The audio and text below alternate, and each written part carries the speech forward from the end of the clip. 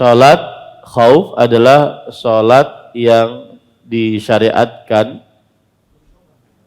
waktunya adalah ketika kaum muslimin berperang dengan musuh atau menjaga kaum muslimin dari musuh.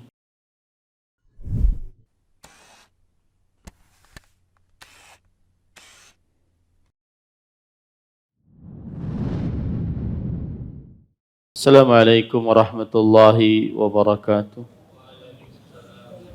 Bismillahirrahmanirrahim. Innal hamdalillah nahmaduhu wa nasta'inuhu wa nastaghfiruh wa na'udzu billahi min shururi anfusina wa sayyiati a'malina. Man yahdihillahu fala mudilla lahu wa man yudlil fala hadiya lahu.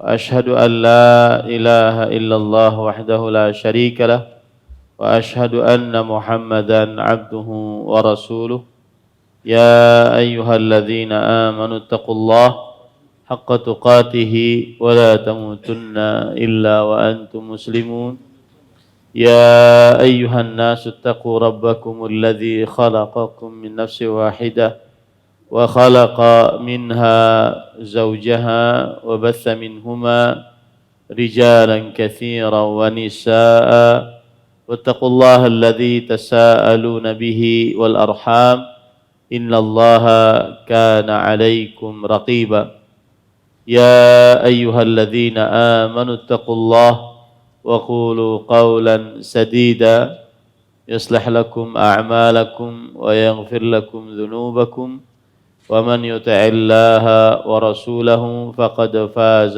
فوزا عظيما أما بعد فإن أصدق الحديث كتاب الله وأحسن الهدي هدي محمد صلى الله عليه وعلى آله وسلم وشر الأمور محدثاتها وكل محدثة بدعة وكل بدعة ضلالة وكل ضلالة في النار.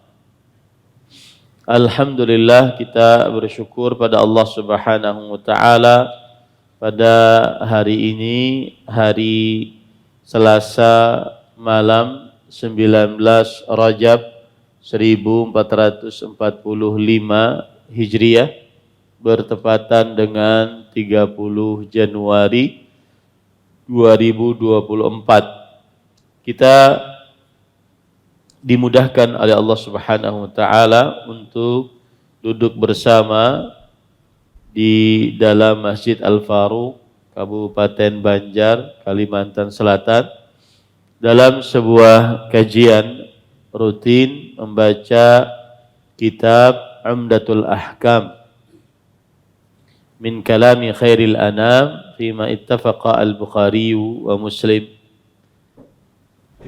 Dan salawat serta salam semoga selalu Allah berikan kepada Nabi kita Muhammad sallallahu alaihi wa ala alihi wasallam, pada keluarga beliau, para sahabat, serta orang-orang yang mengikuti beliau sampai hari kiamat kelak. Dengan nama-nama Allah yang husna dan sifat-sifatnya yang ulia, kita berdoa, Allahumma inna nas'aluka ilman nafi'an wa rizqan tayyiban wa amalan mutaqabbala. Allahumma amin. Ahibati fillah, afanillahu iyyakum, kaum muslimin, jamaah Masjid Al-Faruq yang saya cintai karena Allah. Semoga Allah Subhanahu wa taala selalu memberikan afiat kepada kita di dunia dan di akhirat. Kita masuk kepada babu salatil khauf. Bab salat khauf. Dan salat khauf adalah as-salatul maktubatu yahduru waqtuha wal muslimuna fi muqatalatil adu, jazakallahu khair, au fi hirasatil muslimina minhum. Salat khauf adalah salat yang disyariatkan waktunya adalah ketika kaum muslimin berperang dengan musuh atau menjaga kaum muslimin dari musuh. Itulah yang dimaksud dengan salat khauf. Ya, itulah yang dimaksud dengan salat khauf. Nah, kemudian pada ikhwah yang dirahmati oleh Allah Subhanahu wa taala, sedangkan al-khauf sendiri artinya adalah naqidul aman. Khauf itu sendiri artinya kebalikan dari keamanan.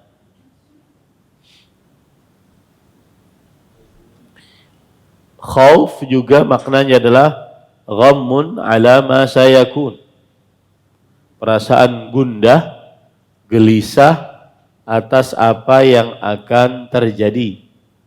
Ini arti khauf. Kemudian salat khauf ini disyariatkan berdasarkan Al-Quran dan hadis Rasul sallallahu alaihi wasallam. Al-Quran pada surat An-Nisa ayat 102.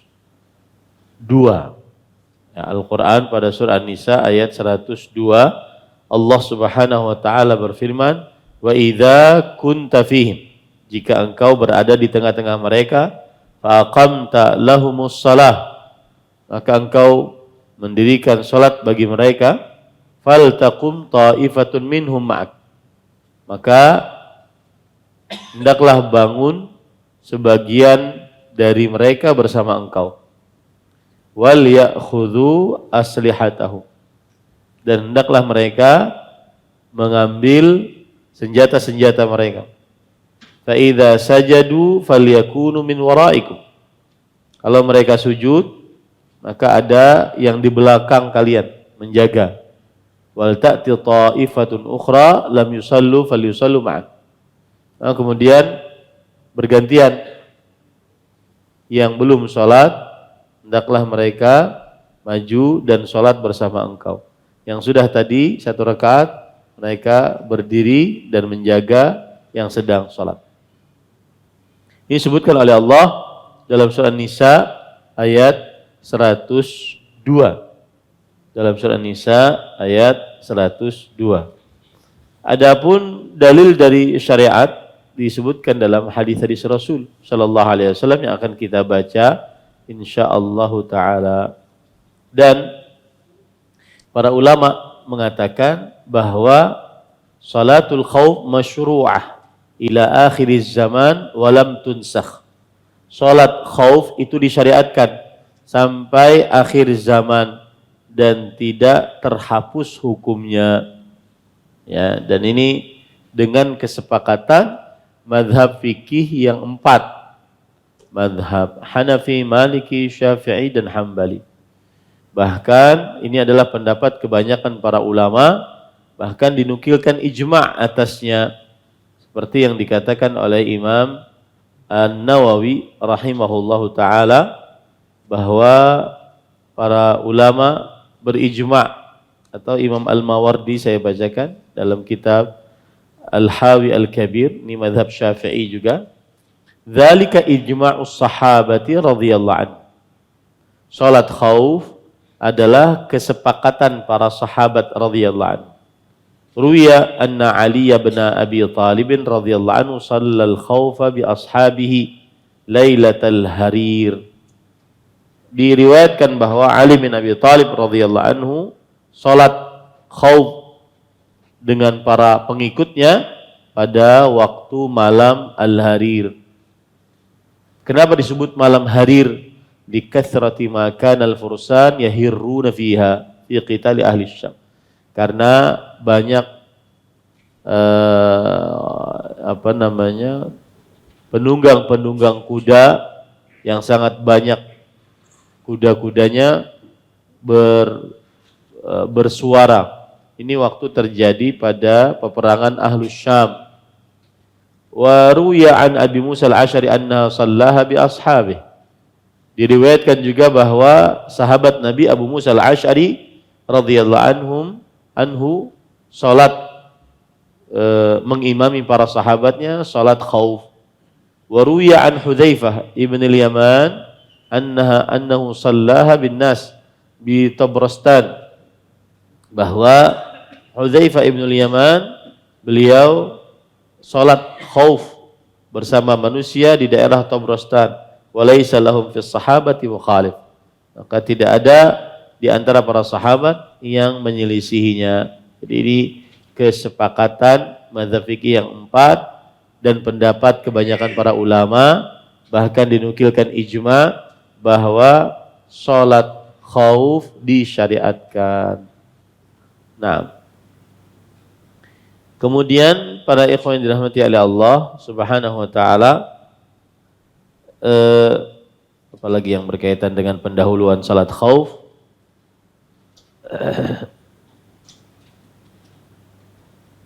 Nah, baik, kita baca sekarang hadis yang ke-159.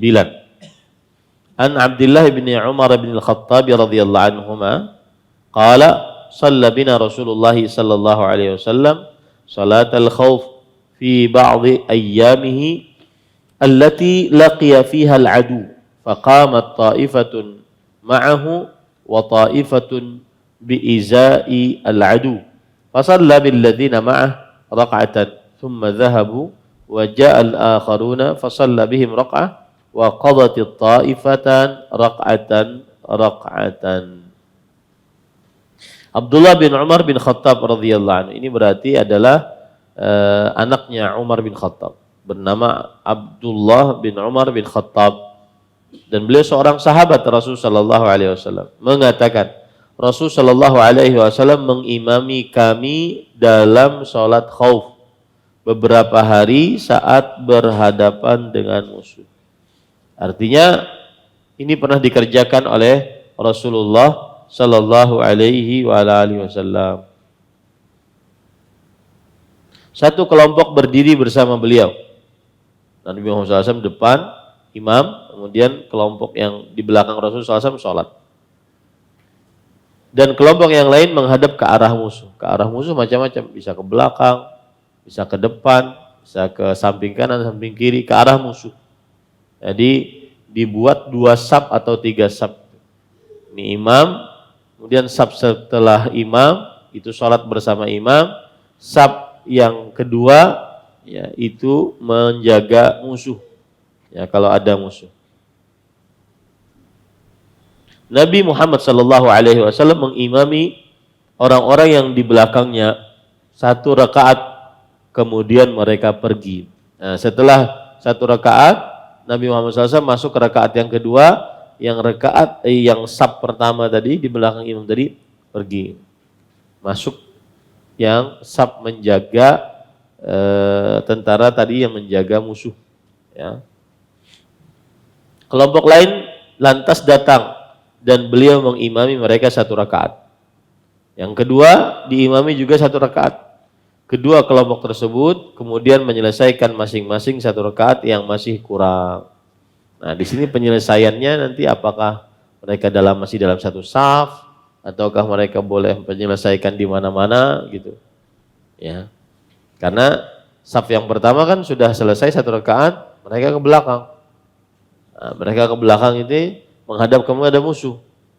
Nah, saat menghadap kepada musuh ini, mereka menyempurnakan 1 rakaatnya. Nah, 1 rakaatnya itu menyempurnakannya bagaimana nanti kita akan bahas. Nah, ini para ikhwan yang dirahmati oleh Allah Subhanahu wa taala. Nah,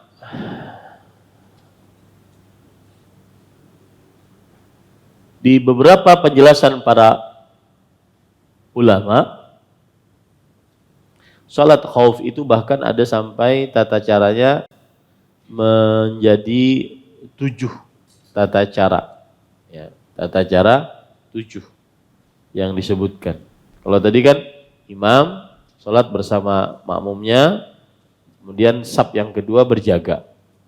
1 rakaat imam dan makmumnya selesai, maka Si yang saf pertama ke belakang. Diganti dengan saf yang kedua. Salat bersama imam sampai selesai. Imamnya salam, ya, assalamualaikum warahmatullahi, assalamualaikum warahmatullahi. Kemudian masing-masing yang saf yang pertama dan saf yang kedua menyempurnakan salatnya. Nah, ini para ikhwan yang dirahmati oleh Allah Subhanahu wa taala.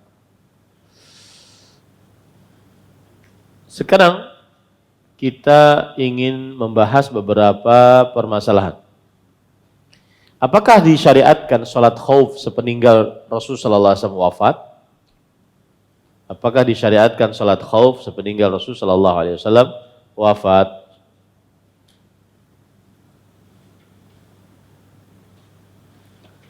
Pendapat yang kita ambil adalah salat khauf tetap hukumnya disyariatkan sepeninggal Rasul sallallahu alaihi wasallam wafat. Dan ini adalah pendapat jumhur ulama. Dan dalil mereka adalah ayat yang surah An-Nisa ayat 102 tadi. Kemudian hadis sallu kama raaitumuni usalli. Salatlah kalian sebagaimana kalian telah melihat aku salat. Nah, ini dalil yang menunjukkan bahwa salat khauf disyariatkan meskipun Rasul sallallahu alaihi wasallam sudah wafat. Adapun pendapat yang kedua yang mengatakan salat khauf tidak boleh sepeninggal Rasul sallallahu alaihi wasallam. Maka seorang ulama bernama Al-Hafidz Ibnu Rajab mengatakan wa huwa mardud bi ijma'is sahaba ala salatin fi hurubihim.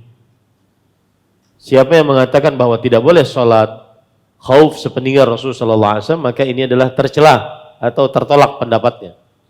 Dengan kesepakatan para sahabat, mereka ketika berperang sepeninggal Rasul sallallahu alaihi wasallam mereka salat khauf. Ya. Nah. Permasalahan yang selanjutnya. Apakah boleh salat khauf sebagaimana sifat yang disebutkan di dalam hadis Abdullah bin Umar radhiyallahu anhuma? Ya, sebagaimana disebutkan oleh Al-Hafidz hadis Abdullah bin Umar radhiyallahu anhuma.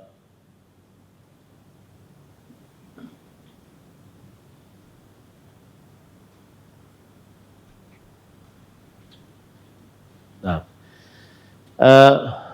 jadi intinya gini, hadis yang kita baca tadi ada yang mengatakan bahwa hadis tersebut tata cara yang seperti yang sudah kita pelajari tadi ada yang lebih afdal daripada hadis yang kita baca tadi.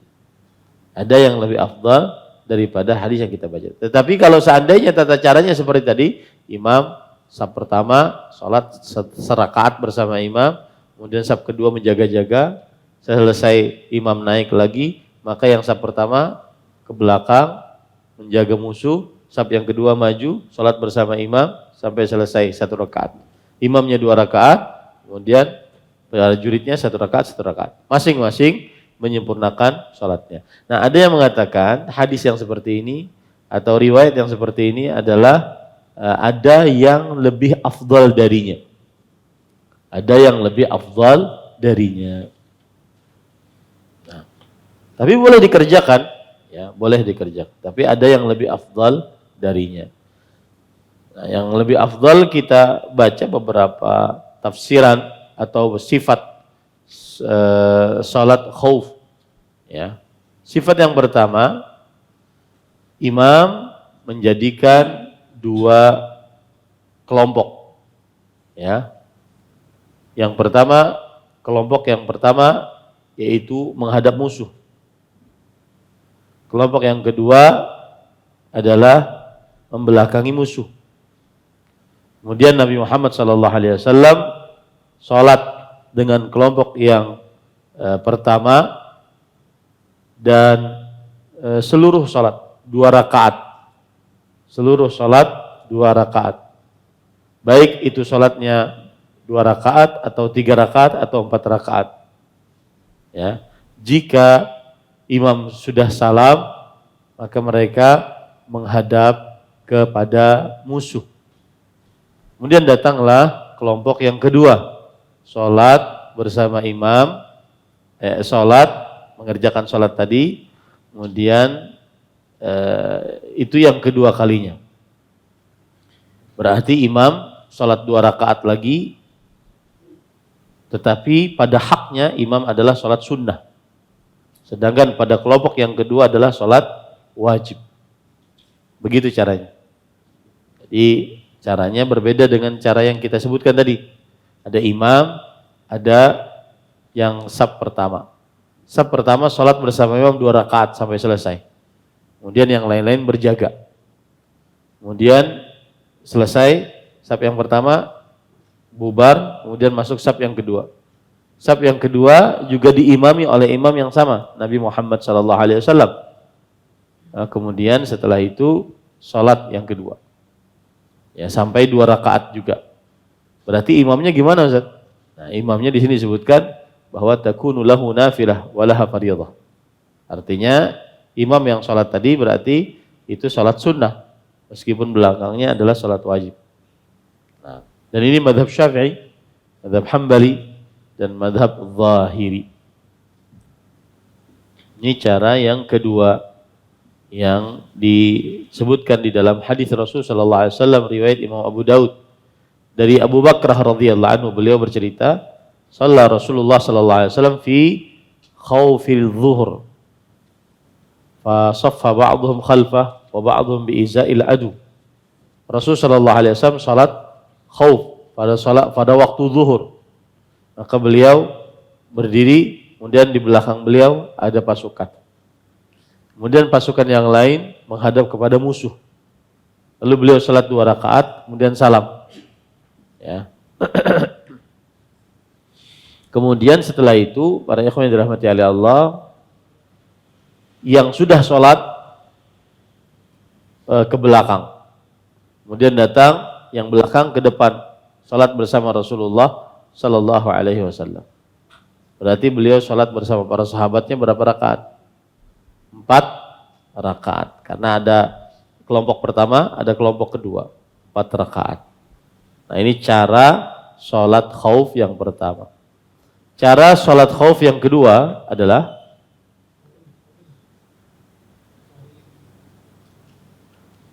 seluruh makmum berbaris di belakang imam.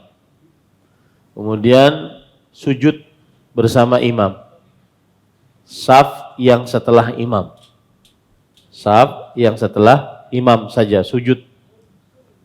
Kemudian saf yang di belakang dia menghadap ke musuh. Kemudian Nabi Muhammad SAW sholat di rakaat yang kedua.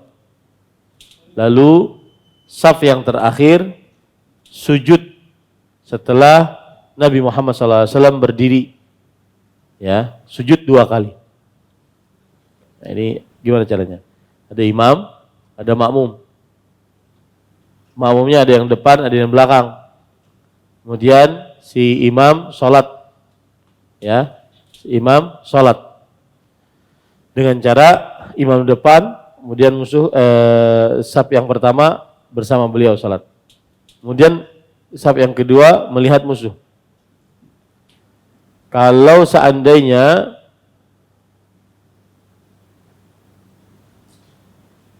taib.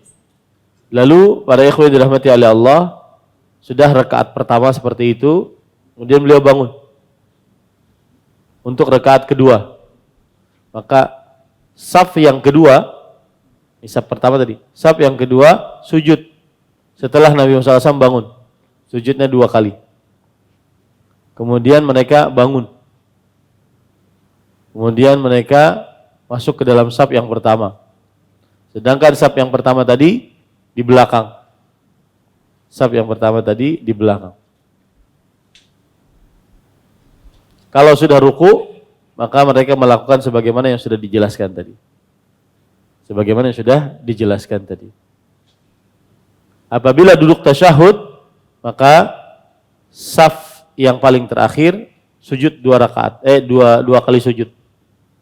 Kemudian mendapati imam yang sedang tasyahud, lalu sholat bersama, salam bersama-sama. Nah, ini dalil, ya. yang merupakan salah satu cara untuk salat khauf, ya.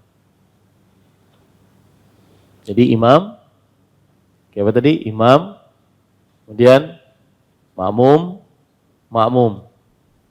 Ketika imam sujud, ya, sudah baca ruku, kemudian imam sujud, maka makmum yang di saf pertama juga ikut sujud. Sedangkan saf yang di belakang itu menghadap ke musuh. Ketika imam naik ke rakaat yang kedua, maka saf yang di belakang apa yang dilakukan? Sujud 2 kali. Ya, sujud 2 kali. Kemudian bangun. Saf yang belakang tadi, ya, sujud 2 kali. Kemudian bangun. Kan Nabi Muhammad SAW sudah bangun. Dengan saf yang pertama sudah bangun. Kemudian mereka maju ke saf pertama. Saf yang pertama ke belakang. Kemudian ruku bersama imam. Kemudian sujud bersama imam. Lalu setelah itu yang saf pertama menjadi saf kedua ini, mereka melakukan sebagaimana dilakukan oleh awal, yaitu sujud 2 kali sujud. Baru setelah itu tasyahud. Ya, ini cara yang ketiga. Dan ada 7 cara, ya. Banyak. Yang jelas para ikhwan yang dirahmati oleh Allah, bagaimanapun tata caranya, maka selama itu dalam keadaan darurat, terpaksaan, maka menjadi ringan insyaallah taala. Kalau ada yang bertanya, kapan Rasulullah SAW sholat khauf pertama kali? Maka jawabannya para ikhwah, Imam Nawawi berkata, awwalu salatin shallaha Nabi SAW khauf salatahu bidzatir riqaq. Salat pertama kali Rasulullah SAW salat khauf adalah salat beliau di dzatur riqa'. Nah, jadi disyariatkan salat khauf itu setelah penaklukan dzatur riqa'. Nah,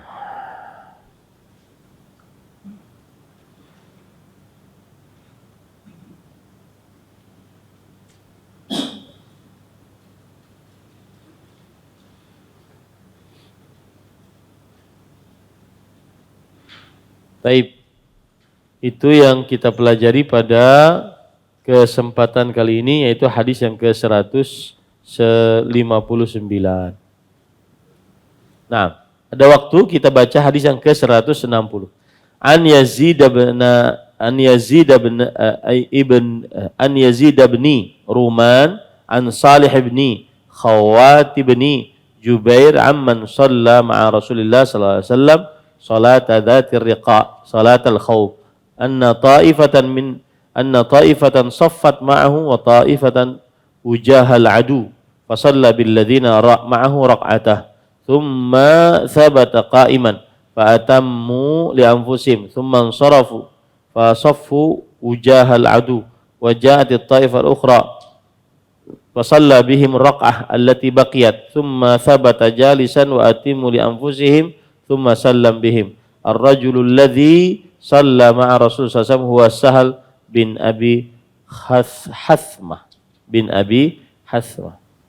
Taib. Dari Yazid bin Ruman meriwayatkan dari Salih bin Khauf,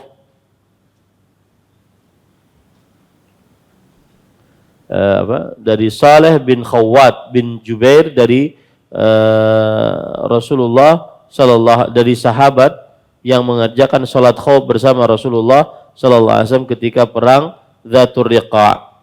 Perang Dzatur Riqa' adalah perang yang dilakukan oleh Rasulullah sallallahu alaihi wasallam menghadapi Ghatafan.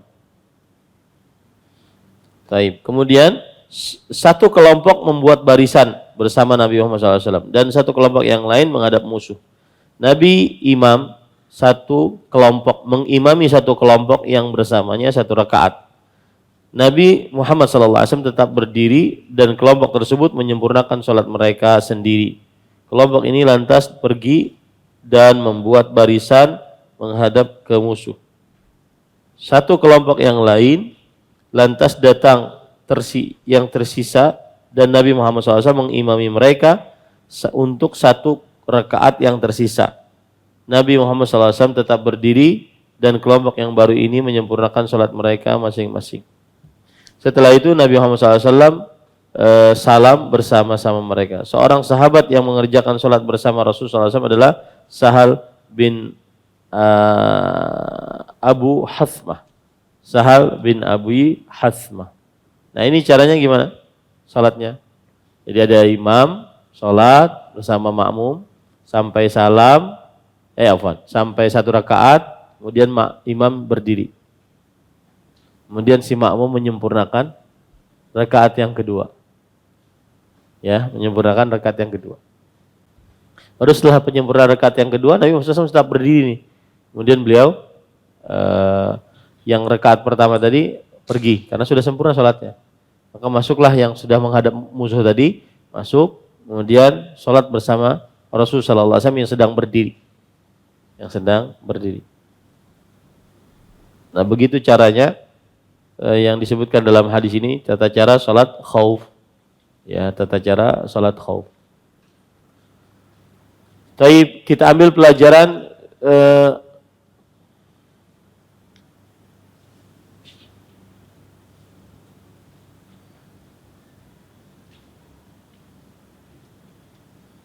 semuanya tata cara. Nah, tidak ada yang terlalu penting, ya. Ada perkataan salat khauf. Apakah di qadha bagi saf yang kedua pada rakaat kedua sebelum salam imam atau setelah salam imam?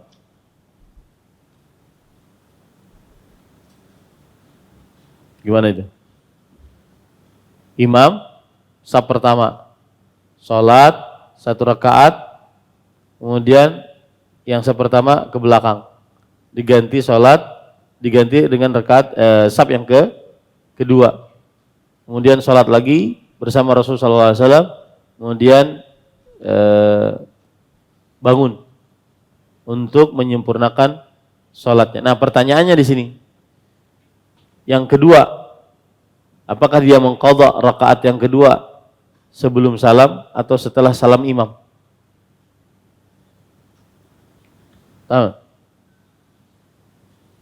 Paham enggak? Imam saf pertama salat 1 rakaat. Selesai toh? Sampai sini paham? Belum. Imam saf pertama salat 1 rakaat.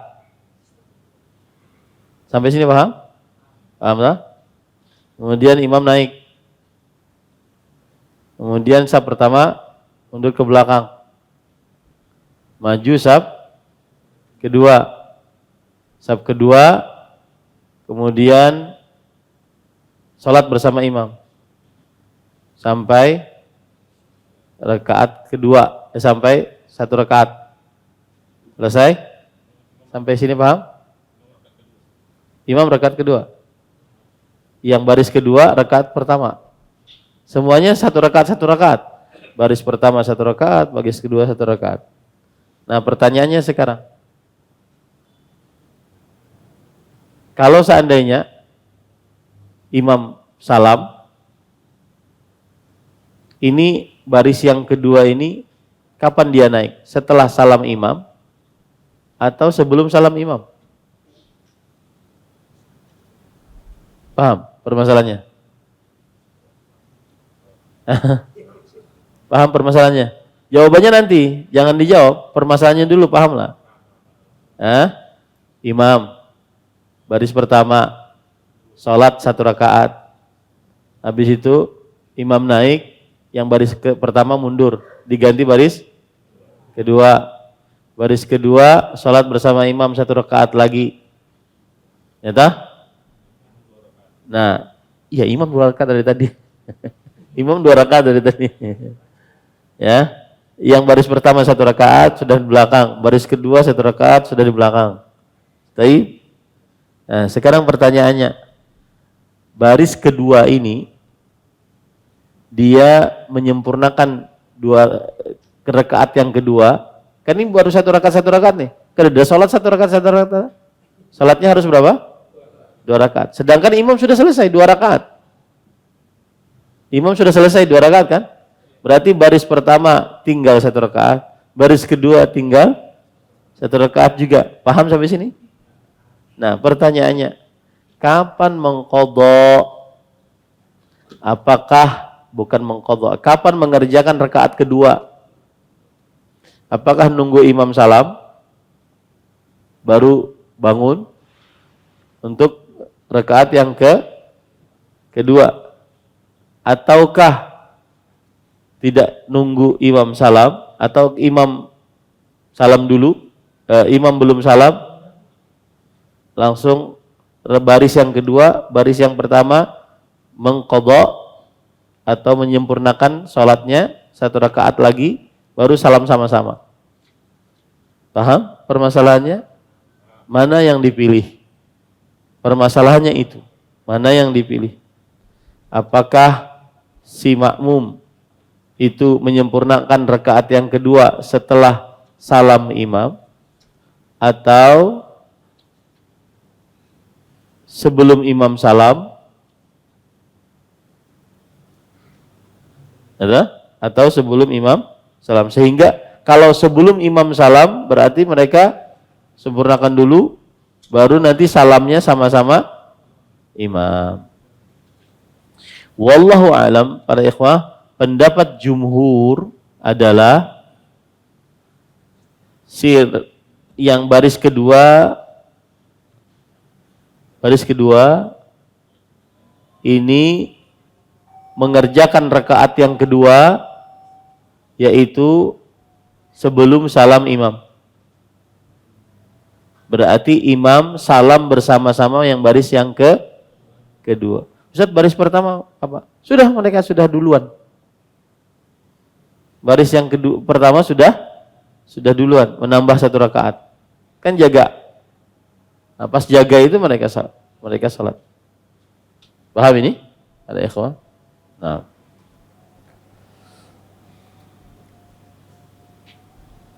Nah,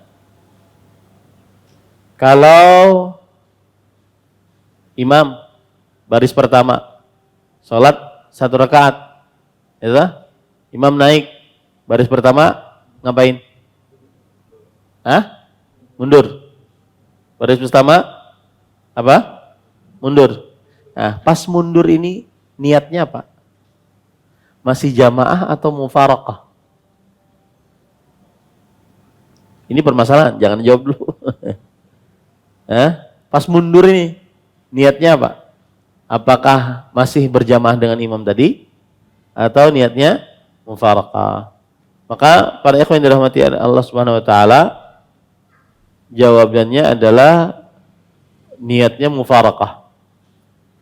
Ya, mereka bangun bersama imam, kemudian ke belakang, dan niatnya sudah mufaraqah. Ya, paham ini para ikhwah? Jadi berpisah dengan imam. Makanya dia bisa sholat sendiri. Yang baris pertama. Yang jadi pertanyaan tadi apa? Baris kedua. Karena masih bersama imam, belum mufaraqah. Jadi hadis yang pertama hadis Abdullah bin Umar. Ya, cara sholat khaufnya yaitu Rasulullah SAW sholat, kemudian di belakangnya ada saf pertama, kemudian ada saf kedua. Lalu setelah itu beliau sholat bersama yang saf pertama. Setelah 1 rakaat selesai, kemudian saf yang pertama pergi, datang saf yang kedua. Lalu Nabi Muhammad SAW sholat dengan saf yang kedua. Paham ya? Ini cara yang pertama dari hadis Abdullah bin Umar radhiyallahu anhuma. Nah, dari cara yang pertama ini timbul pertanyaan. Saf yang pertama dan saf yang kedua apabila mengerjakan rakaat yang keduanya.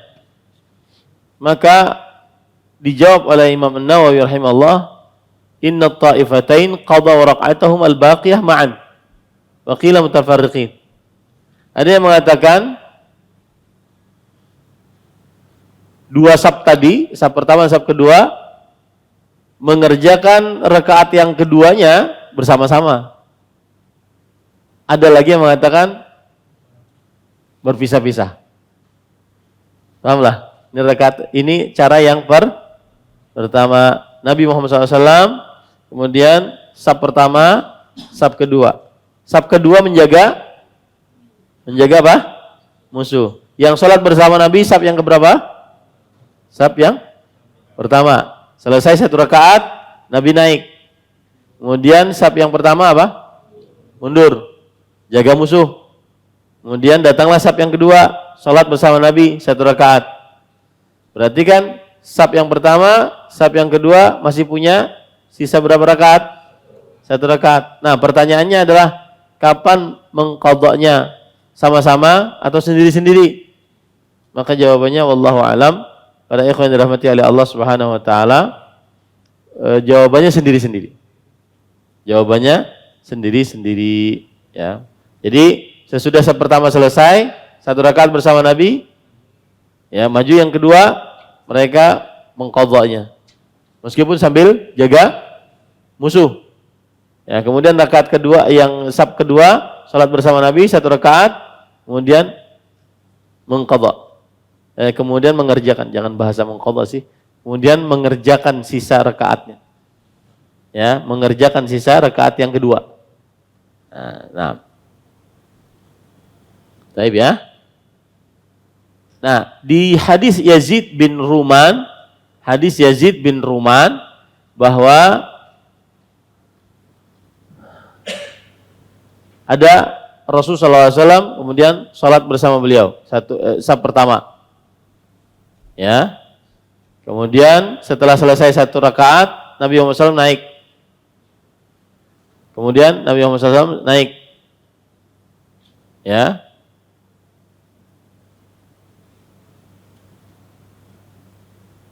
Naik dah. Rakaat yang keberapa Nabi? Yang kedua. Lalu saf yang pertama ini ngapain dia? Berdasarkan hadis tadi. Mereka menyempurnakan sholatnya. Bangun juga, tapi menyempurnakan sendiri. Berarti Nabi tertinggal. Berdiri sendirian. Betul tidak? Ya, ini belum masuk lagi saf yang kedua. Paham sampai sini? Jadi saf yang pertama menyempurnakan sendiri. Nabi berdiri di depan tanpa mengikuti Nabi Muhammad SAW. Ya. Nah, kemudian setelah itu, setelah selesai dua rakaat, ke belakang, menghadap musuh. Lalu maju, saf yang kedua. Lalu sholat bersama Rasulullah SAW. Ya. Kemudian beliau duduk. Lalu saf yang kedua ini ngapain? Menyempurnakan. Ya. Menyempurnakan. Nah, itu yang tadi pertanyaannya. Nabi Muhammad SAW salam dulu, baru mereka menyempurnakan? Atau Nabi Muhammad SAW nunggu, mereka sempurnakan, baru salam bersama Rasulullah SAW? Maka bagaimana jawabannya tadi? Bersama-sama. Ya, bersama-sama. Ini para ikhwan dirahmati oleh Allah Subhanahu wa taala. Jadi salam bersama Rasulullah, salam bersama imam. Paham? Baik.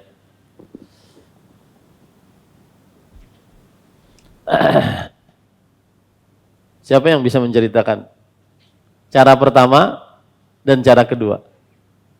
Cara pertama hadis Abdullah bin Umar, cara kedua hadis Yazid bin Ruman. Apa? Mudah kok, bedanya dikit aja. Cara pertama ada imam, baris pertama, baris kedua. Imam sholat diikuti oleh baris pertama, satu rakaat. Kemudian imam naik baris pertama mundur ke belakang. Kemudian maju baris kedua. Salat bersama imam. Imam sudah 2 rakaat. Salam toh? Kemudian setelah itu baris yang kedua menyempurnakan salatnya. Rakaat yang kedua. Sedangkan ini juga menyempurnakan salatnya. Nah, tadi pertanyaannya, apakah sama-sama menyempurnakannya ataukah sendiri-sendiri? Ya, antara baris pertama dengan baris kedua. Jawabannya apa? Sendiri-sendiri. Baik, ini cara yang pertama, gampang. Cara yang kedua, ada imam, ada baris kedua, baris pertama, baris kedua. Baik. Kemudian imam sholat diikuti oleh baris pertama. Baik. Kemudian imam naik rakaat kedua. Kemudian baris pertama juga naik. Mundur apa sholat? Menyelesaikan. Menyelesaikan sendiri. Imamnya berdiri. Menghadangi. Ya dah? Baris pertama selesai 2 rakaat, mundur. Menghadap musuh. Maju baris yang kedua. Maju baris yang kedua, kemudian sholat bersama imam. Sampai selesai. Lalu imam duduk, belum salam.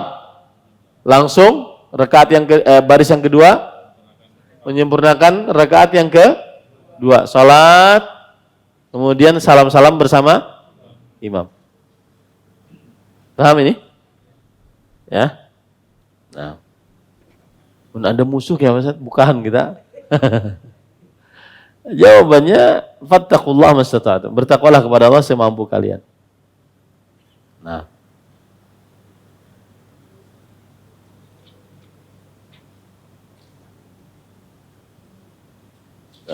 banyak.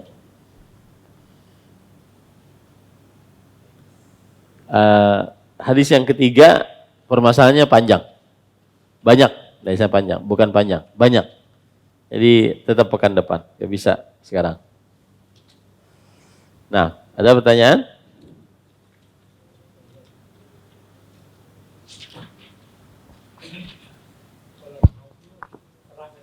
Pun?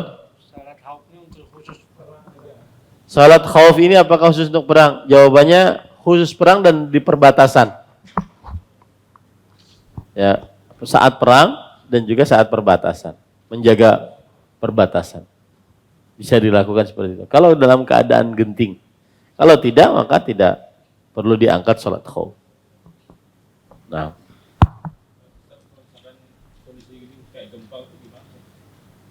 Gempa, ya. Sebenarnya gini, para ikhwah. Mungkin kita pernah melihat ya video ya, imam gempa gitu. Imamnya tetap gitu. Mana yang lebih sahih? Makmum yang kabur atau imam yang tetap? Jawabannya adalah selalu di dalam syariat Islam itu hifdzul hayah aula. Menyelamatkan kehidupan itu lebih utama daripada mengerjakan hak Allah Subhanahu wa taala. Apa buktinya? Puasa. Puasa yang menyebabkan sakit boleh enggak? Enggak boleh. Menyebabkan mati? Enggak boleh. Harus buka puasanya. Makanya wanita hamil menyusui diperbolehkan untuk tidak puasa. Untuk menyelamatkan nyawanya. Menunjukkan bahwa menjaga nyawa lebih utama daripada mengerjakan hak Allah Subhanahu wa taala. Nah, sama seperti itu. Ya, tapi kan akhirnya wah imannya kuat. Ya. Antara iman kuat, antara pasrah tuh. Dua-duanya. Tapi yang wallahu alam saya lebih condong kepada pendapat dia boleh lari. Dia boleh lari, memutuskan sholatnya. Wallahu a'lam. Lagi? Nah.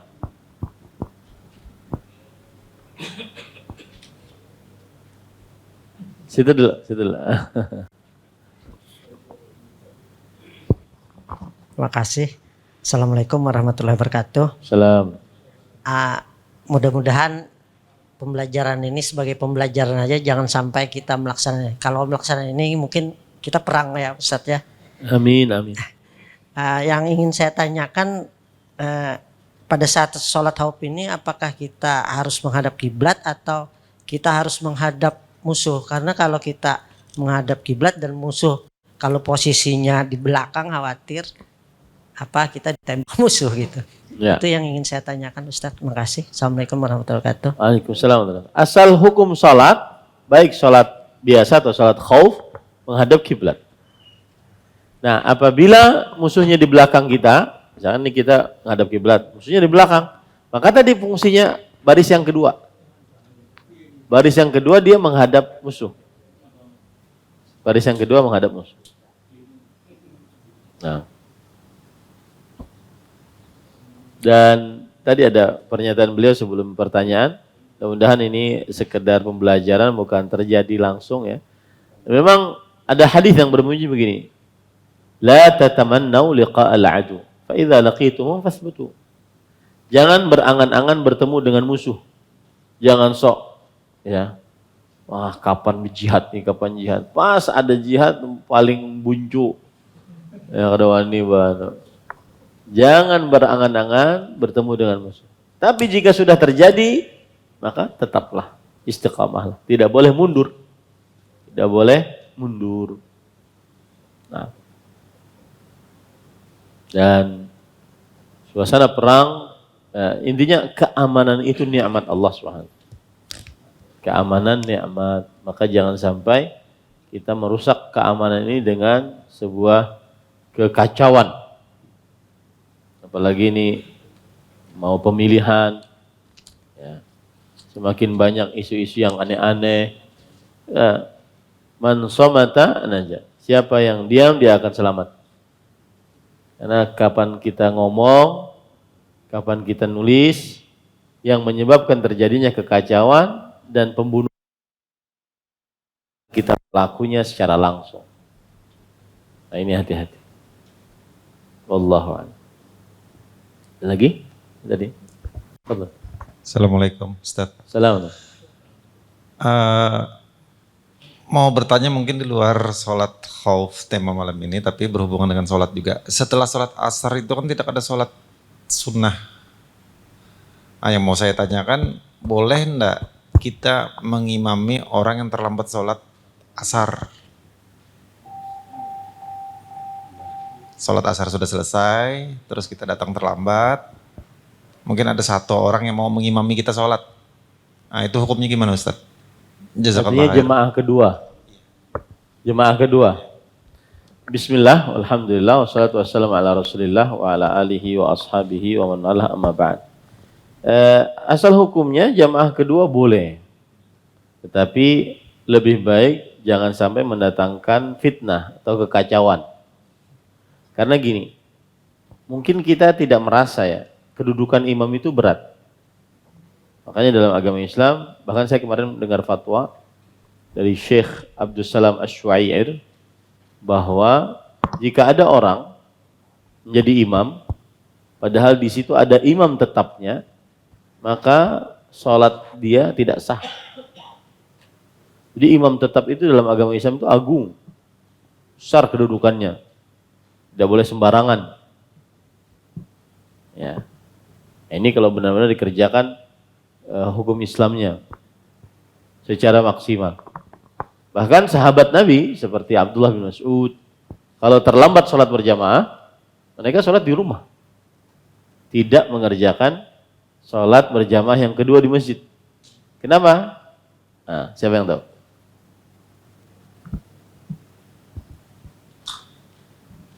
Tebak. Menyaingi imam. Berarti kalau menyaingi imam di zaman mereka menyaingi Rasulullah sallallahu alaihi wasallam. Nah, ini bahayanya.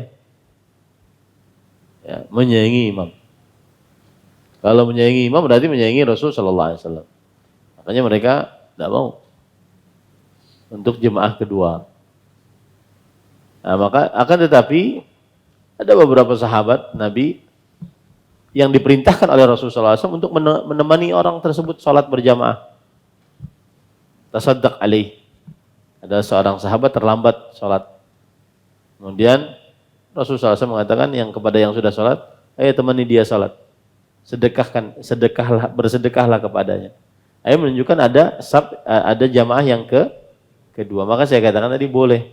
Cuma jangan sampai menimbulkan fitnah. Ya, tapi fitnah itu di Indonesia susah, nggak terjadi. Kalau di Arab Saudi masih, anggap saja tuh, imam tetap Masjid Nabawi, kita ganti. Nah, bagaimana hebohnya tuh? Ya, Syekh Sudais di Mekah diganti, lawan orang Banjar. Wah, mantap sudah keadaannya. Ya. Khawatir jadi heboh lagi. Jadi heboh. Tapi makanya saya katakan boleh, karena terjadi di zaman Rasulullah SAW. Ada orang sholat berjamaah, kemudian diperintahkan oleh Rasulullah SAW sholat terlambat karena dia terlambat. Kemudian diperintahkan oleh Rasulullah SAW untuk menemani. Ada sahabat yang menemani. Tasaddaq alaih. Bersedekahlah atasnya agar dia bisa berjamaah. Dari sini mengatakan bahwa boleh jamaah yang kedua, terutama di masjid-masjid yang tidak ada imam ratibnya, imam tetapnya. Kalau ada imam tetapnya, lebih baik sendiri-sendiri. Ya, kalau ada imam tetapnya. Yang tidak ada imam tetapnya biasanya di masjid mana? Masjid singgah, ya? Masjid singgah, masjid musafir. Nah, ini tidak ada imam tetapnya di tol, biasanya di rest area dan seterusnya. Ini nggak ada imam tetapnya biasanya. Intinya yang harus diketahui adalah kedudukan imam dalam agama Islam itu tinggi kedudukannya. Tidak boleh sembarangan. Lagi? Cukup kiranya. Ini yang bisa disampaikan. Wa sallallahu nabi Muhammad walhamdulillahirabbil alamin. Subhanakallahumma bihamdik asyhadu an la ilaha illa anta astaghfiruka wa atubu ilaik. Wassalamualaikum warahmatullahi wabarakatuh. Terima kasih. Jazakumullah khairan wa barakallahu fikum. Video ini dibuat atas partisipasi dari donasi Anda. Semoga menjadi amal jariah bagi Anda semuanya.